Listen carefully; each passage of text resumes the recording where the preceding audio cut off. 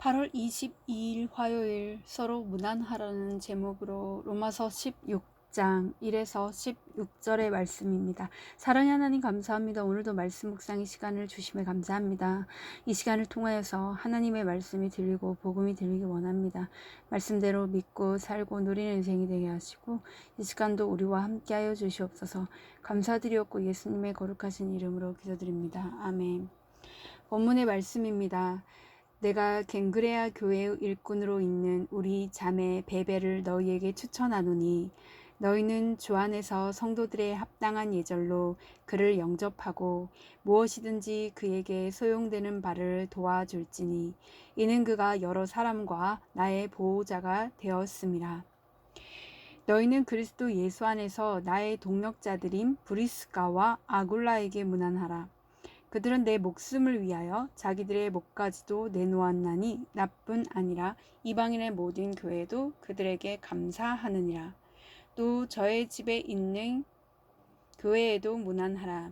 내가 사랑하는 에베네도에게 문안하라. 이는 아시아에서 그리스도께 처음 맺은 열매니라. 너희를 위하여 많이 수고한 마리아에게 문안하라. 내 친척이요 나와 함께 갇혔던 안드로니고와 유니아에게 문안하라. 그들은 사도들에게 존중이 여겨지고 또한 나보다 먼저 그리스도 안에 있는 자라. 또 주 안에서 내 사랑하는 암블리아에게 문안하라.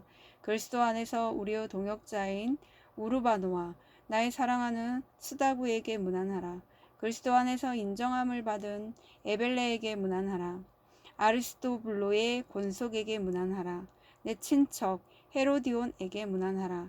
나기수의 가족 중 주 안에 있는 자들에게 문안하라. 주 안에서 수고한 두루베나와 두루보사에게 문안하라.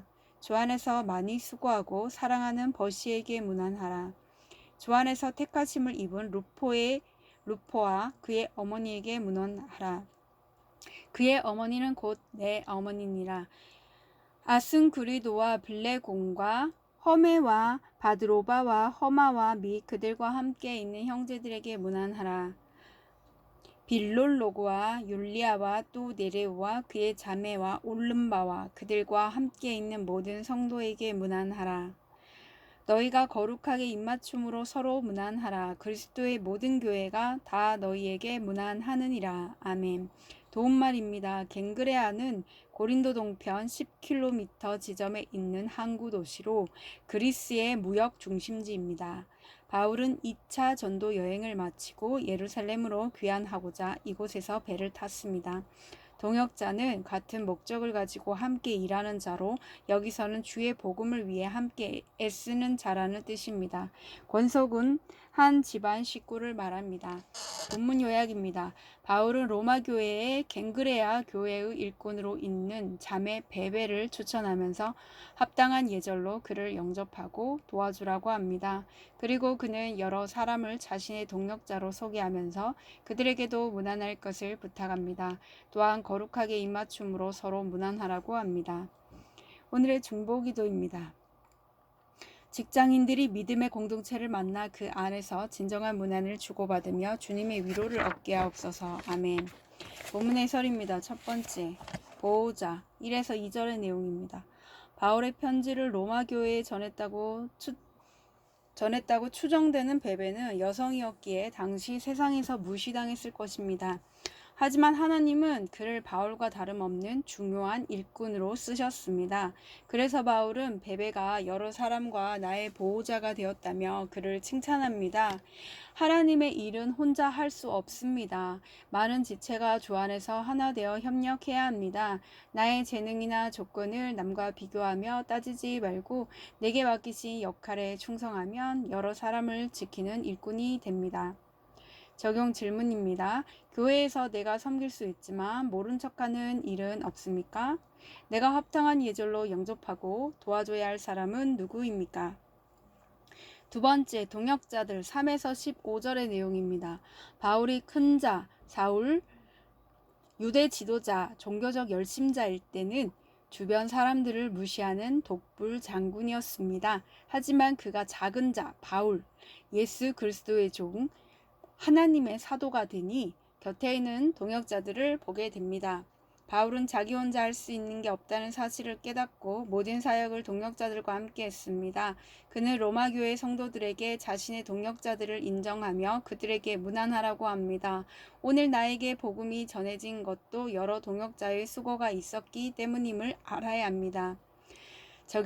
질문입니다. 오늘 내가 복음 때문에 문안해야 할 사람은 누구입니까? 혹시 교회에서도 나 홀로 지내거나 사람들을 가려 사귀지는 않습니까? 세 번째, 문안 공동체 16절의 내용입니다. 그리스도 안에서 한 몸이 된 교회는 서로 관심을 가지고 돌보는 문안 공동체입니다. 성도의 문안은 단순한 예절이나 정의 표시를 뛰어넘어야 합니다. 거칠애가 아닌 진정한 사랑을 주고받는 것이어야 합니다. 상대의 외모와 조건을 초월하여 오직 서로의 구원을 위해 주고받는 문안이 바로 거룩하게 입맞춤으로 하는 문안입니다. 이런 문안 공동체는 하나가 넘어지면 그를 붙들어 일으켜주며 함께 거룩한 구원을 이루어가는 구원 공동체입니다. 적용 질문입니다. 나는 구원의 문안을 나누는 공동체에 속해 있습니까? 구원을 위해 문안하며 붙들어 일으켜 주어야 할 지체는 누구입니까? 오늘 기도하기는 교회에서 해야 할 일을 스스로 찾아서 감당하는 교회의 일꾼이 되게 하옵소서. 지체들에게 늘 관심을 가지고 문안하는 성숙한 성도가 되기를 원합니다. 제게 복음이 전해지기까지 많은 사람의 수고가 있었음을 알고 저도 구원을 위해 다른 사람을 섬길 수 있게 도와주옵소서. 아멘. 묵상 간증입니다. 묵상 간증입니다. 나의 거룩한 친구들이란 제목으로 류명기님의 말씀 적용글입니다. 유교 집안에서 태어난 저는 아버지로부터 삼강 오륜 등 양반으로서 지켜야 할 예의 범절을 듣고 배우며 자랐습니다.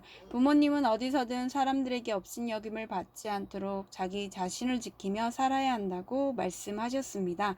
그래서 저는 어릴 때 코흘리게 친구를 보면 모자라 보여서 멀리했고 가정사에 문제가 많은 친구는 무시가 되어서 가까이 하지 않았습니다.